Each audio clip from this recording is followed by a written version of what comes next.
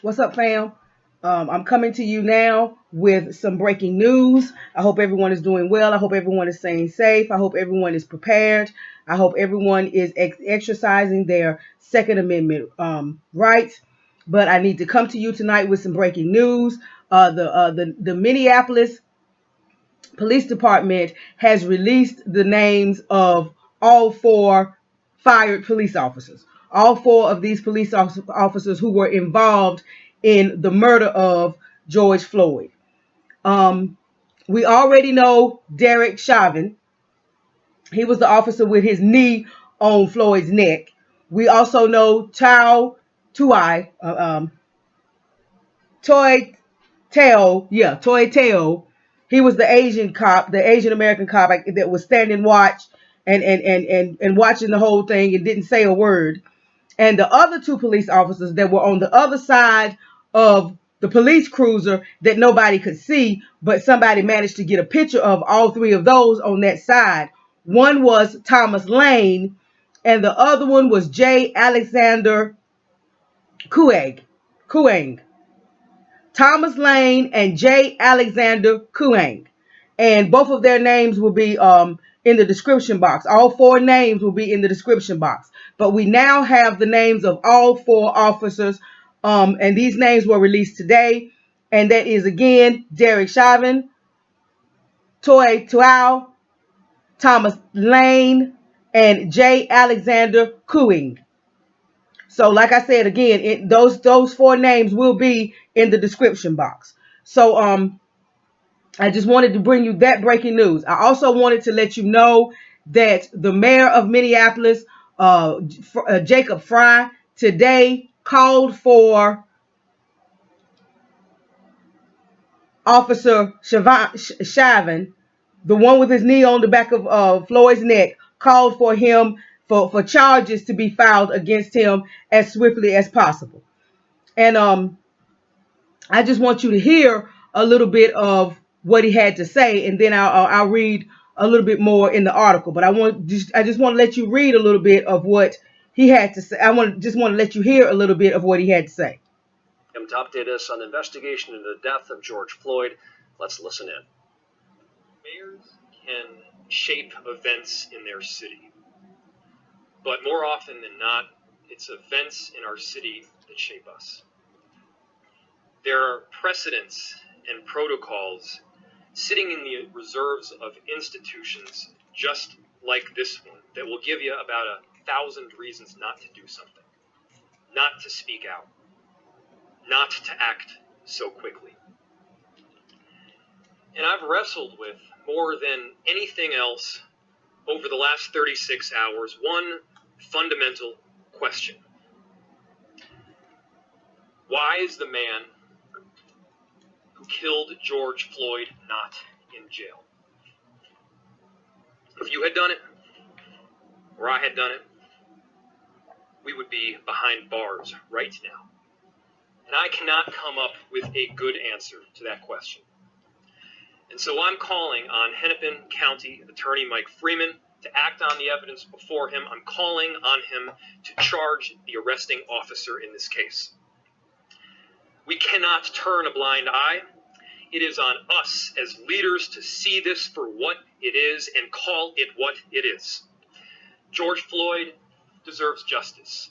His family deserves justice. The black community deserves justice. And our city deserves justice.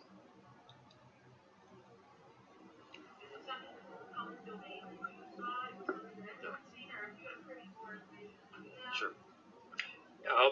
I'll give it to you straight up. So the question was, can I elaborate a little bit more on my belief that the arresting officer should be charged? And yes, we watched for 5 whole excruciating minutes as a white officer firmly pressed his knee into the neck of an unarmed, handcuffed black man. I saw no threat. I saw nothing that would signal that this kind of force was necessary. By the way, that particular technique that was used is not authorized by the MPD. It is not something that officers are trained in on, and should not be used, period. And so, in so many of these horrible instances in which law enforcement tragically kills a member of our community, we are talking about split-second decisions. In so many of these instances, we are talking about 4 or 5 or 6 seconds, sometimes less, where a decision was made that tragically killed somebody and impacted a whole community. We are not talking about a split-second decision that was made incorrectly.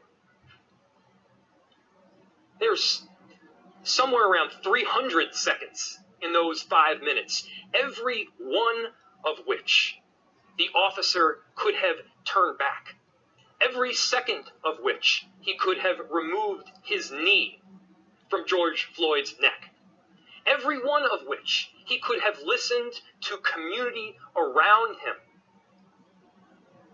clearly saying that he needed to stop. Every one of which you heard George Floyd himself articulating the pain he was feeling, an inability to breathe.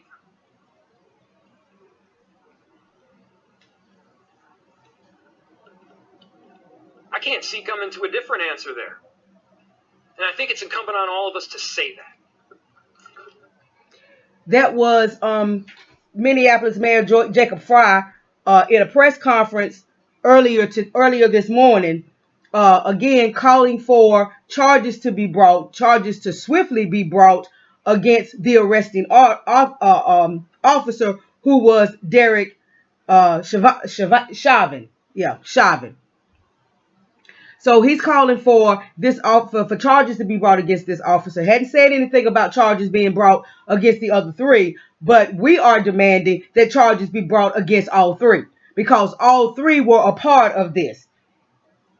You had the 3 officers, you had 2 officers that were holding him down, you had the 1 officer that was holding him down with the knee, and then you had the other officer that was standing around keeping the bystanders away and policing the crowd instead of policing his own partner and policing the police, and saying, okay, enough is enough, saying, all right, it's been long enough, because again, we're talking about a man that was handcuffed, a man that was on the ground, a man that was posing no threat to anybody. And I think the reason why, people will want to come out and say that, this Mayor Fry is a hero and all of that kind of stuff. Maybe, just maybe, we have no way of knowing exactly what he's thinking or exactly what he's feeling. All we can go by is his words and the statements that he makes.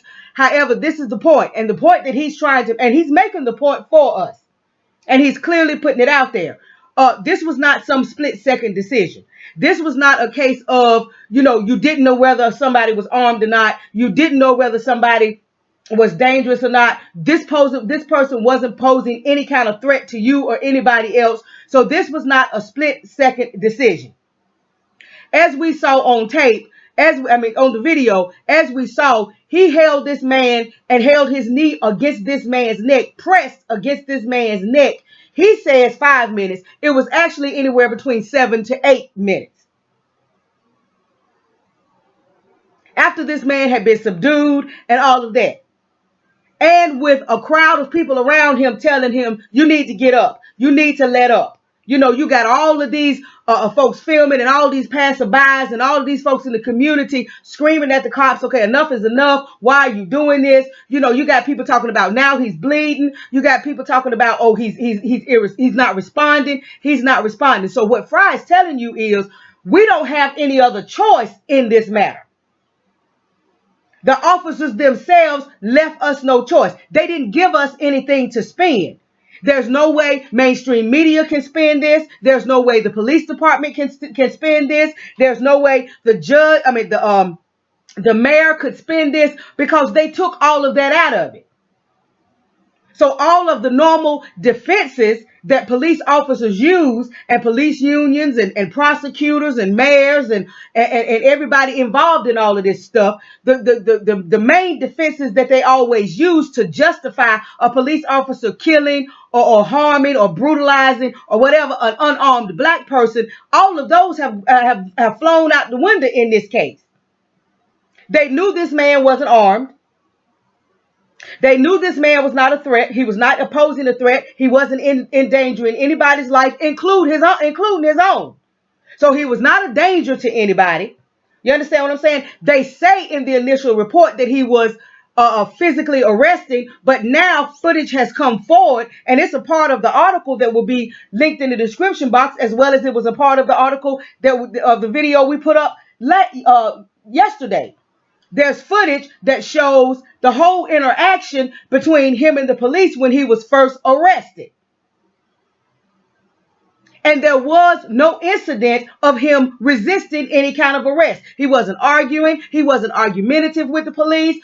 He wasn't struggling. He wasn't trying to run. He wasn't trying to fight. They arrested him, handcuffed him, sent him on the sidewalk against the wall. You see the interaction between him and the police officer that's asking him questions and writing down stuff. You see when they get him up off the sidewalk, and two police officers together escort him off to where their police cruiser was parked over on the other side, in front of the little grocery store where all of this actually took place. So it's clear from footage that he was not resisting arrest.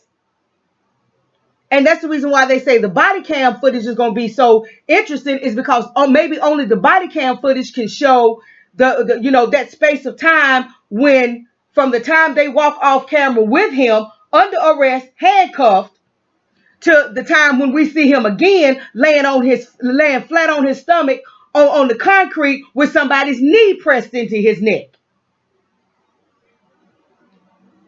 So what this mayor is saying is, okay, you didn't give us anything to spend. You didn't give us anything to use that we could possibly use to justify your actions or to justify the killing of this man. You didn't give us any of this. So we gotta call it what it is.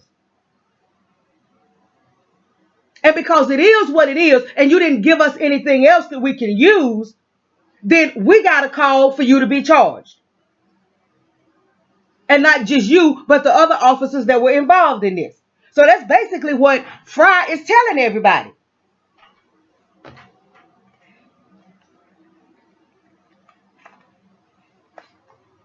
In their report, the police said not only was he physically resisting, but they said once they had him arrested, had him handcuffed, that he started looking like he was in medical distress. Okay, well, when you look at that footage that shows the original confrontation and interaction between, well, it wasn't even a confrontation. It was the original interaction between him and the police. This man in no way looks like he's in medical distress. There's one point in the video where it looks like he's lifting up his arm to maybe tell police that the handcuffs were too tight and uncomfortable. But other than that, this man didn't appear to be in any kind of medical distress.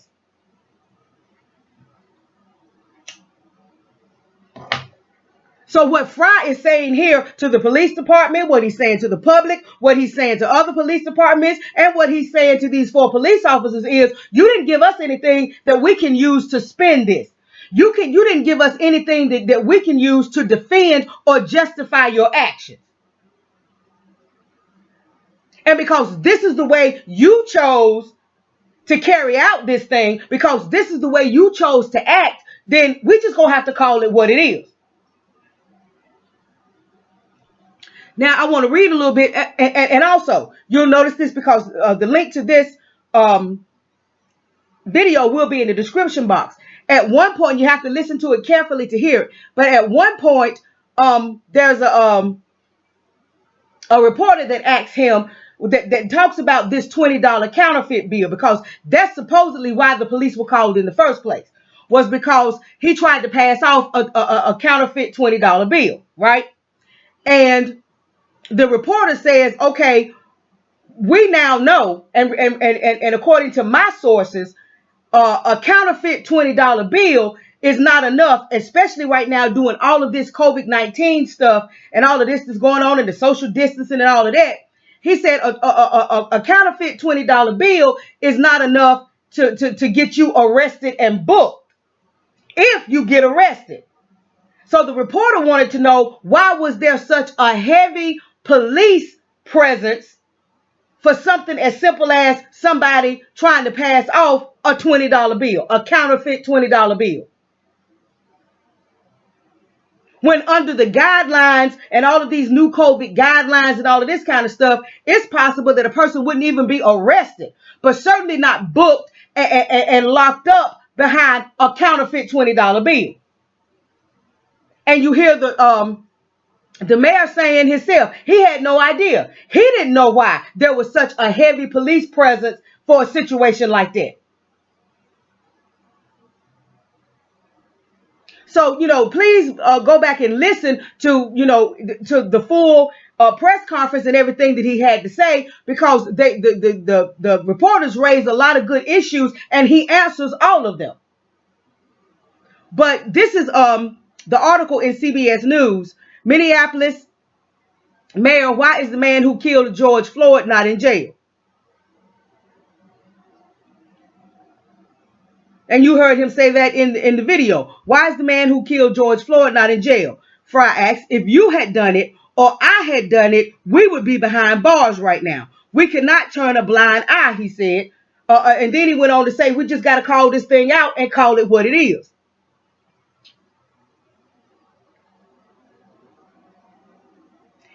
In this article, you'll see a tweet from him, and the tweet reads, if most people, particularly people of color, black people, had done what a police officer did late Monday, they'd already be behind bars. That's why today I'm calling on Hennepin County Attorney Mike Freeman to charge the arresting officer in this case.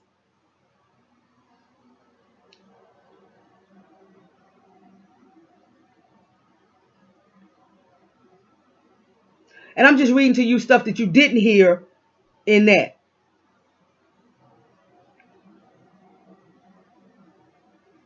Minneapolis police said in a statement early Tuesday that the officers were responding to a report of a forgery where Floyd physically resisted and that he died after suffering medical distress.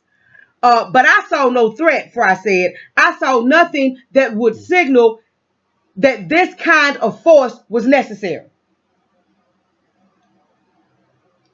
And in this particular article, not only does it have a video of that 10-minute long video of what we see with the police with his knee in his neck, it also has that extra footage, that new footage that has come forward showing that whole interaction between George Floyd and the police when he was first arrested. So make sure that you see that video, that footage, because that footage shines a light on the fact that in no way was this man resisting. In no way was this man resisting arrest.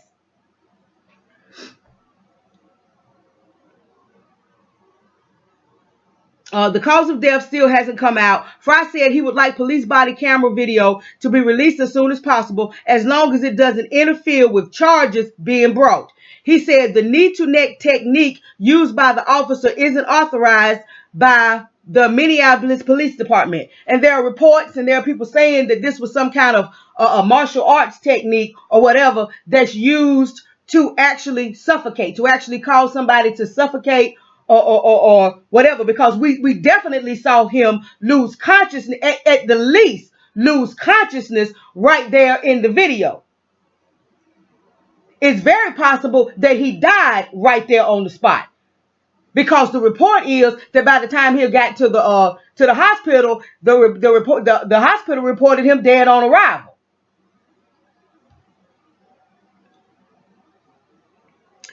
How could I not speak out when an offense took place that you or I or many other people through our city would have been behind bars if they did?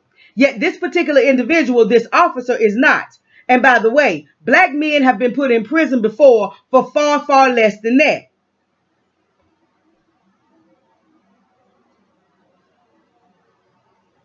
The Hennepin County Attorney's Office said it would make no further statement beyond the one made Tuesday until we announce our decision on prosecution. We promise a thorough, expedited review consistent with our ongoing commitment to justice. Every person is entitled to fairness. No person stands above the law. A spokeswoman told NBC News, note that our office and the BCA, that's the Bureau for Criminal Apprehension, are working as quickly as possible. Fry said that to his understanding, the decision to file charges is in the hands of the county attorney.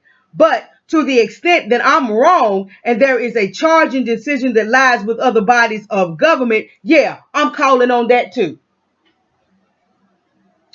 So he's serious about this officer, this arresting officer, this Derek Chauvin being charged as soon as possible. But again, we are demanding that all four officers be charged because they all took part in this.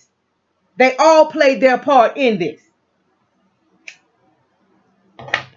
Now, I just want to throw in here a little bit of information about the protest. You can Google this because this is all over the place.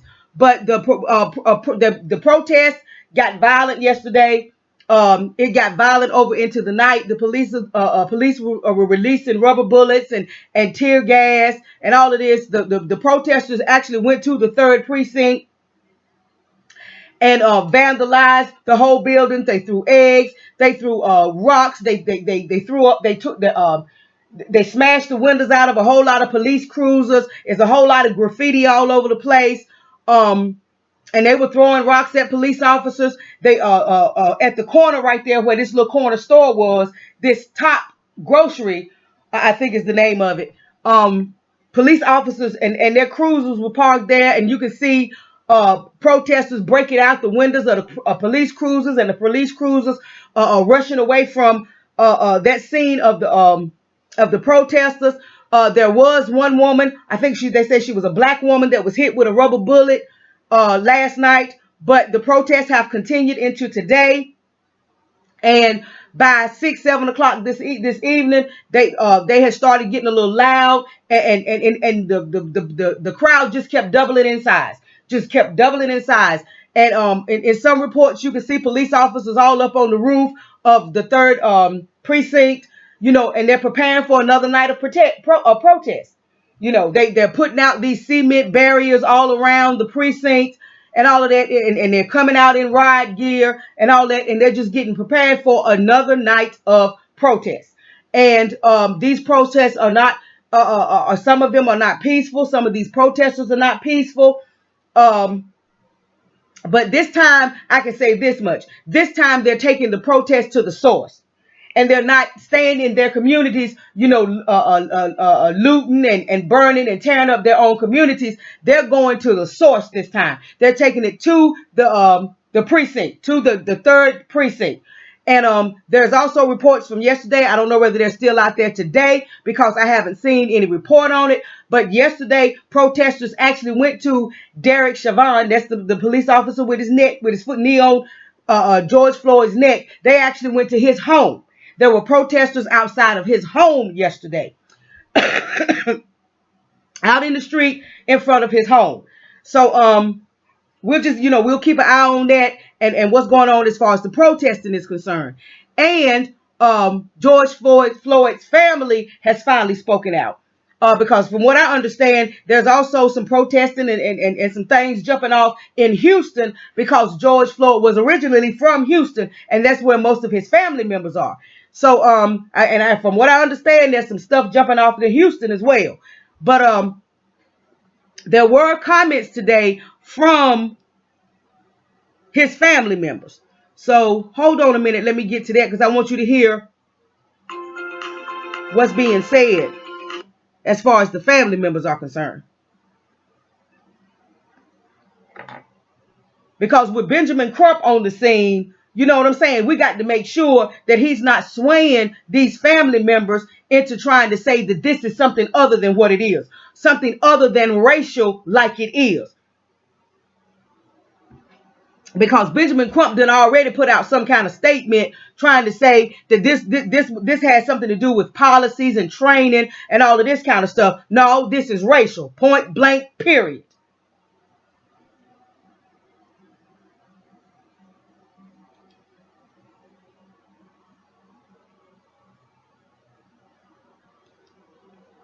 All right, now this is some of the family members. Justice happened. In this case, this was clearly murder. We want to see them arrested. We want to see them charged. We want to see them convicted for what they did. He did not deserve what happened to him. But he was being very compliant, and they were doing what cops normally do these days. You know, just kill black folks. They're just being honest. Now that was you have two of his brothers, you have two of Floyd's brothers, and you have a cousin. His cousin's name is Tara Reid. Yeah. And the brother that just spoke, his name is Rodney Floyd. And I want you to hear again what Rodney just said.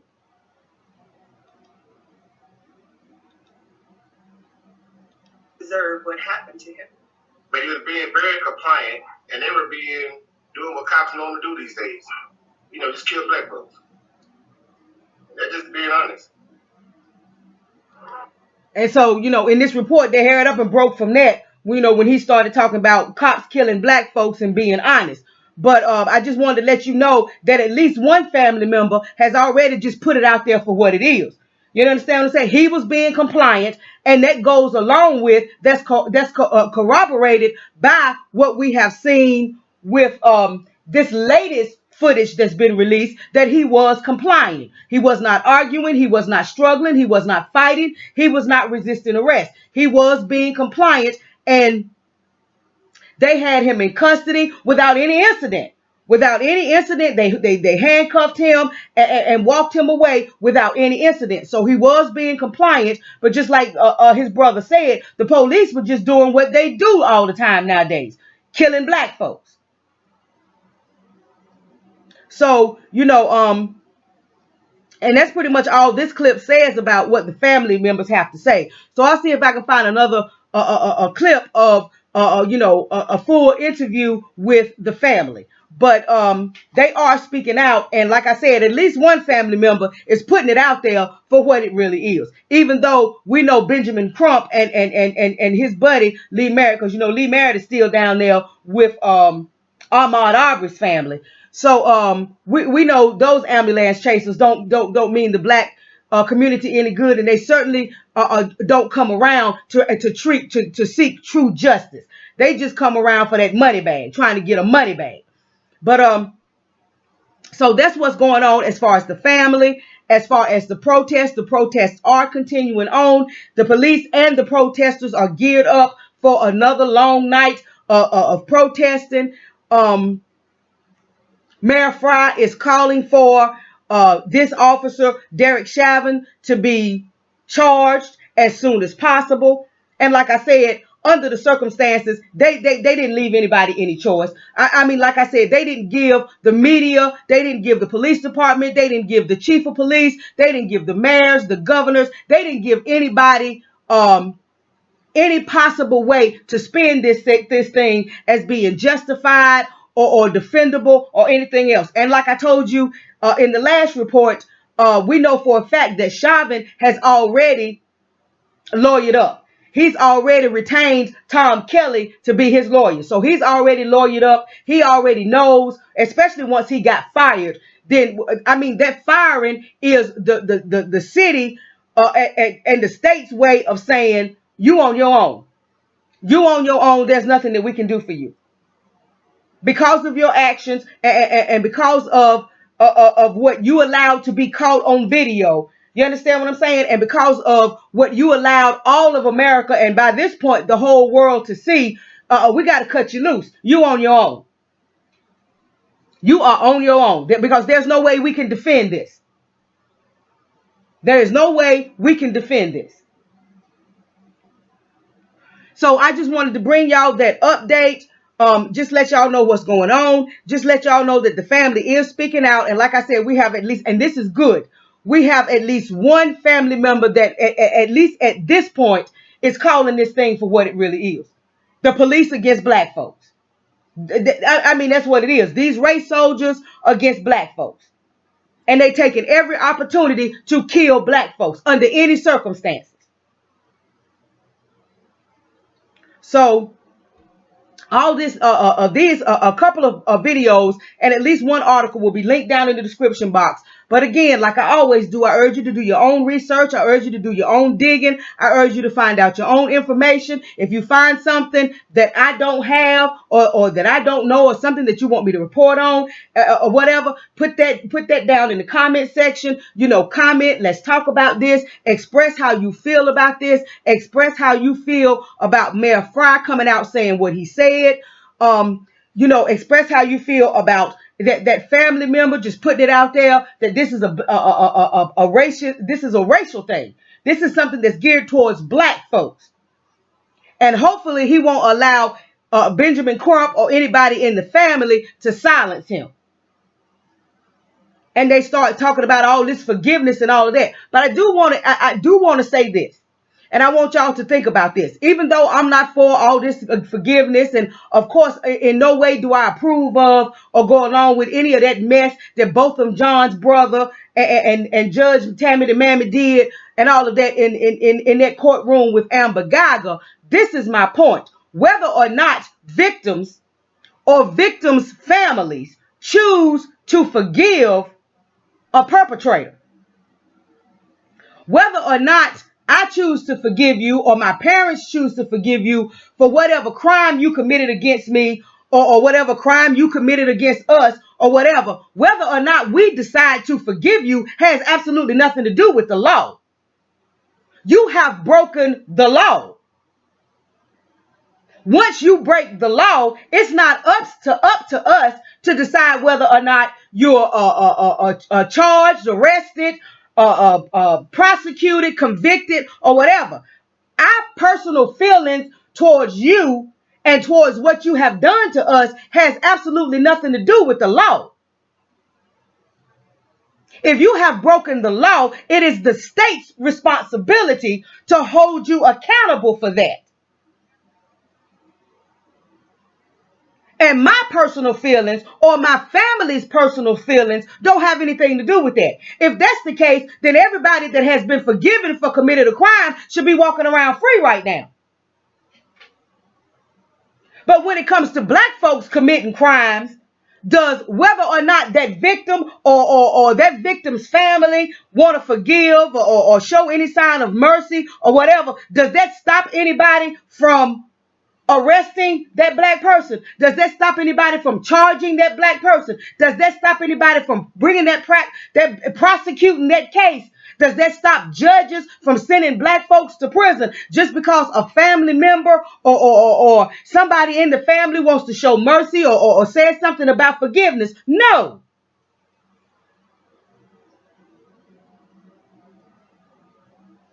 Does that sway juries and cause juries not to send black folks to prison for 15, 20, 30 years, life, death penalty, or whatever? No. So how a person or how a family feels personally towards somebody who has perpetrated a crime against them has absolutely nothing to do with the state doing their job.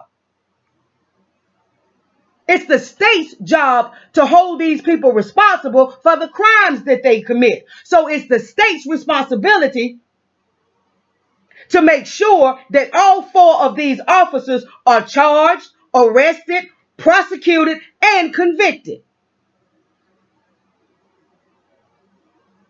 And whether or not we got family members over here on the side talking about forgiveness or whatever shouldn't have any effect on the state doing their job and treating a criminal like a criminal.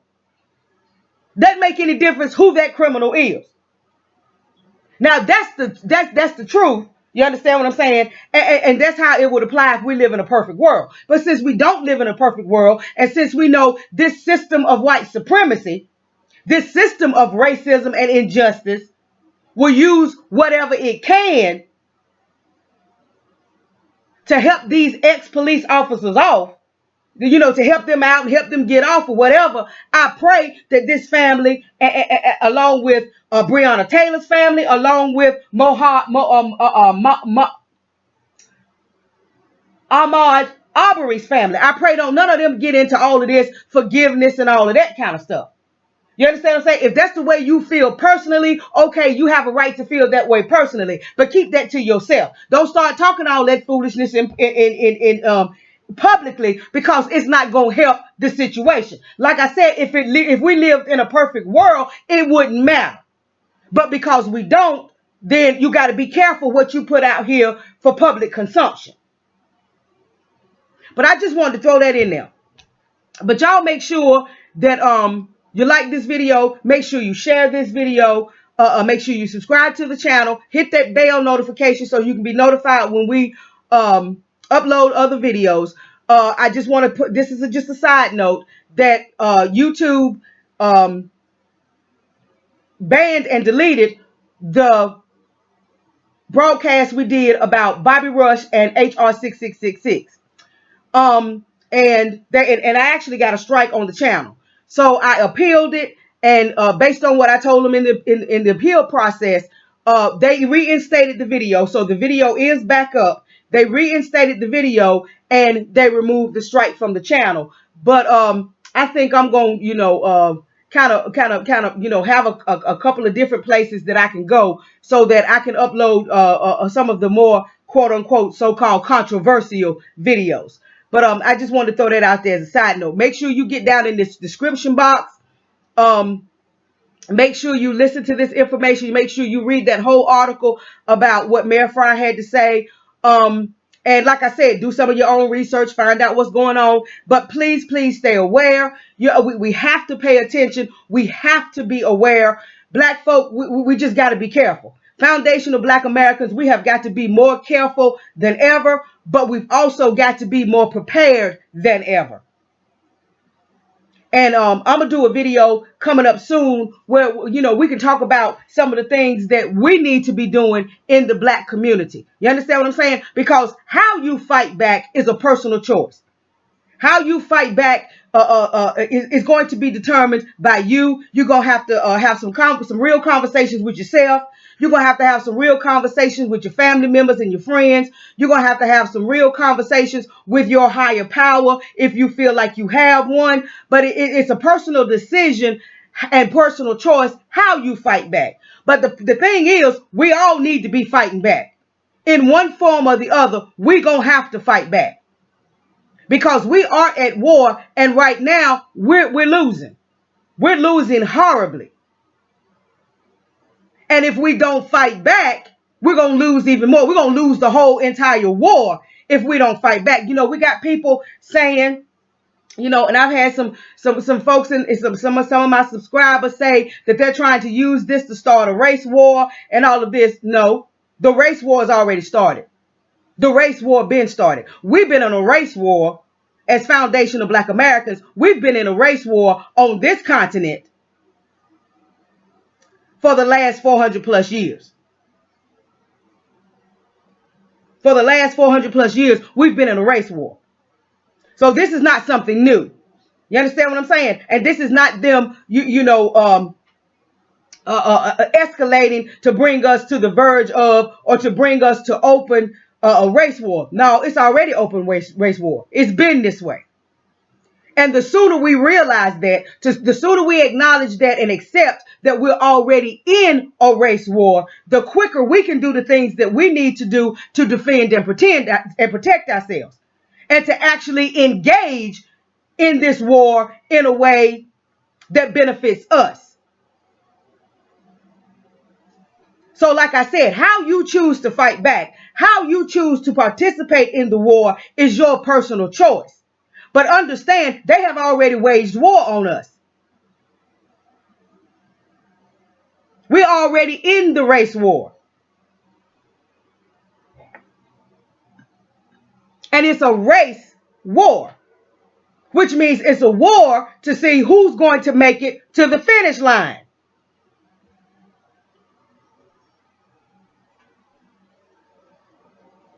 And our enemy has hundreds and hundreds of years of a head start. So we got to hurry up if we stand a chance of making it to the finish line. It's a race war, a rush to see who's going to make it to the finish line. The war part comes in because they're not just racing us to the finish line. They're trying to make sure that we don't make it to the finish line at all.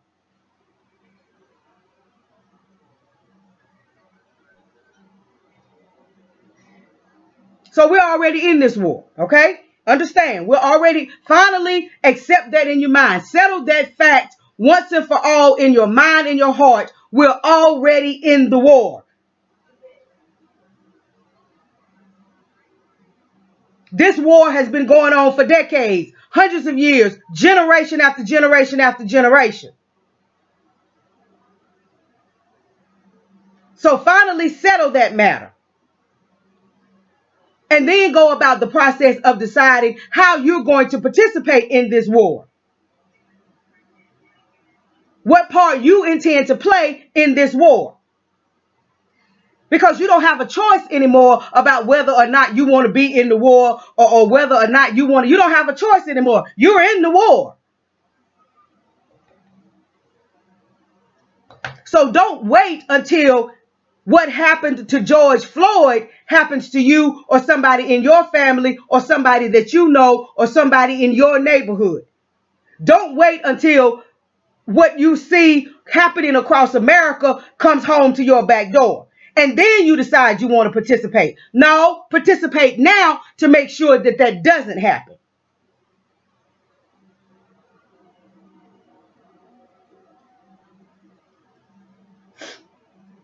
So y'all get down in that description box and get in that comment section and leave me some comments. And I'll keep you posted. As soon as I find out the information, I'll let you know the information. But again, I want to make sure that I give you these names. Hold on just a minute because I want you to. Yeah, here it is right here. Hold on just a minute. This is breaking news from WCCO. The 4 police officers are Derek Chauvin, Toy Teo, Thomas Lane, Lane, and J. Alexander Cooing. And like I said, those names will be in the description box. So those are the 4 officers that were fired and that were involved in the murder of George Floyd Monday, May 25th. Monday, May 25th. All right, so that's it for now. I'll talk to you guys later, and y'all have a good night. Okay, family, it's me. I'm back right quick, and I just wanted to add this little information in right here at the end of the video. In the video, you will see a picture of 2 police officers, one with a bald head, and he's interacting with a living George Floyd, and you'll see another police officer that appears to be walking towards them. He has on a mask and he has dark hair. Those are the 2 that have been identified, if I'm not mistaken, as J. Alexander Cooing and Thomas Lane. Now, which one is Thomas Lane and which one is J. Alexander? I'm not entirely sure. So I've got to, because I've done some searching. And so far, they haven't separated their pictures out yet. And I identified them by picture individually. So I'm not sure which is which. But those are the other 2. That's a picture of the other 2 officers that were fired, that were a part of the murder of George Floyd. And I just wanted to let you know that it was in there in the video, and you'll see them because one of them has a bald head and the other one is wearing a mask. And if I'm not mistaken, he was the only police officer on the scene that interacted that was wearing a mask. And by the time they get back to the cruiser that was in front of the top grocery he has taken off this mask. When you see the picture of him on the other side, where it's Derek Chauvin, Thomas Lane, and J. Alexander Cooing. All three of them are on this opposite side of the cruiser. By the time you see him there, he no longer has on the mask. So if I'm not mistaken, these two were the actual arresting officers. If I'm not mistaken, these two were the actual arresting officers, and something transpired between the time they get off camera with the initial contact after George has been handcuffed, he's been arrested, he's in custody, he's detained, he's walking, he doesn't appear to be in any kind of medical distress, and as like I said, as the surveillance footage shows, he is in no way does he resist arrest in any kind of way. So something happened by the time they got to this second cruiser where where Derek Chauvin and Tao Teo were on that were in that cruiser, and that cruiser is across the street, parked in front of the Top grocery. So I just wanted to let you know that that picture was in there, and that's the picture of the other two arresting officers, Thomas Lane and J. Alexander Cooing. And like I said, I'm not sure which one is which, but I'm sure that information will be coming forward soon. And so as soon as I get it, I'll let you know. So you guys have a good night.